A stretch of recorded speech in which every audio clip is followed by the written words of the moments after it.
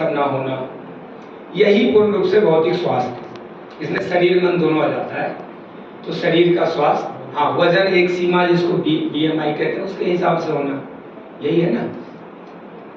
अब अस्वास्थ्य क्या, इसका उल्टा रोग है, स्वस्थिति में ना होना, घुटनों को यहाँ से फंक्शन करना चाहिए, घुटना उल्टी तरफ फंक्शन कर जाए तो बीमारी, पेट छाती से नीचे होना चाहिए, पेट बाहर आ गया तो बीमारी, नींद नहीं आ रहा है, पाचन खाने के बाद भांति भांति तकलीफें हो रही है, तो यही सब रोग है।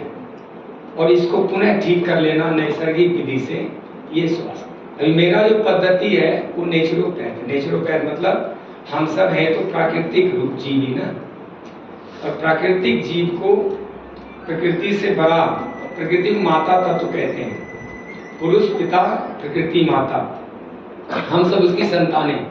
माता के दूध में जो पोषण होता है उसको धात्री कहते हैं, वही प्रकृति तत्व में उपलब्ध है। तो मुझे जो विषय दिया गया वो है घुटने का दर्द। ये वास्तव में जुड़ा हुआ है। अब मुझे बहन जी एक बार बताएं कितना समय मुझे लेना है? 10:38 हो गया, कितने बजे तक सुनाते रहे, फिर भी मर्यादा से करेंगे। तो जो भी तकलीफें हैं उसमें 3-4 प्रकार के हैं। पहला तो कुछ उम्र जनित प्रॉब्लम है जो सबको होता है, लेकिन सब ज़्यादा मनुष्य को होता है। पशु पक्षी के लिए कोई अस्पताल नहीं है, ना उनको चिंता होती मैं इतना बजट निकाल कर रखूँ, मेडिकल इंश्योरेंस कराऊं, बुढ़ापे में मुझे अस्पताल के चक्कर काटने, ऐसा कुछ होता नहीं। और इस सब का जड़ जो है मन है। मन जब तक निर्मल ना हो, शुद्ध ना हो, शाश्वत ना हो, तब तक रोग तो आते नहीं। तो कारण तो यही शुरू होता है। मैं एक नाम लेना चाहूंगा और इससे आपको कुछ शिक्षा मिल सकती है।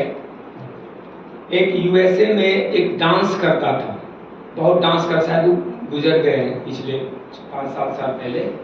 आप लोग बहुत ही वो मतलब स्टेज परफॉर्म करते थे तो 5-6 लाख लोग देखते थे।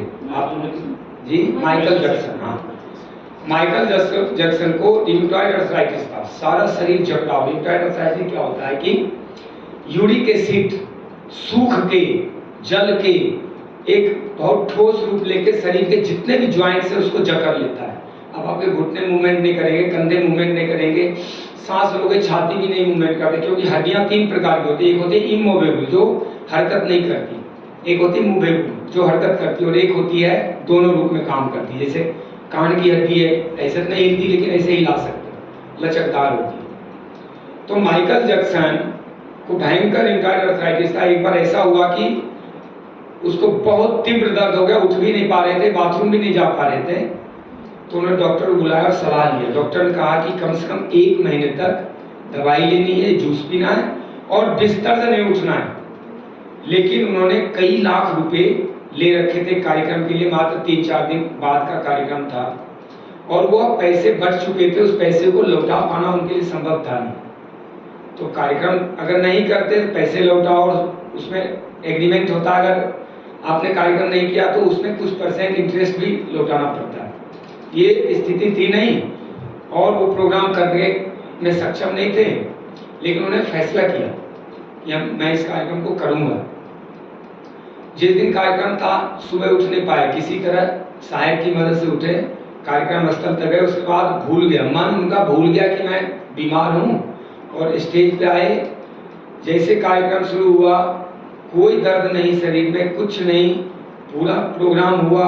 जो डांसिंग का परफॉर्मेंस था वो किया, उत्तम से उत्तम कार्यक्रम हुआ। सब लोगों ने बहुत वाहवाही करी, और जैसे कार्यक्रम समाप्त हुआ, मतलब सबसे अच्छा परफॉर्मेंस था वो उनके अब तक के जीवन का, सबसे बेहतरीन से भी बेस्ट। जैसे कार्यक्रम समाप्त हुआ तो उनको याद आ गया कि हम मेरे को आर्थराइटिस है, बस याद आते ही भयंकर दर्द शुरू, वहीं गिर पड़े।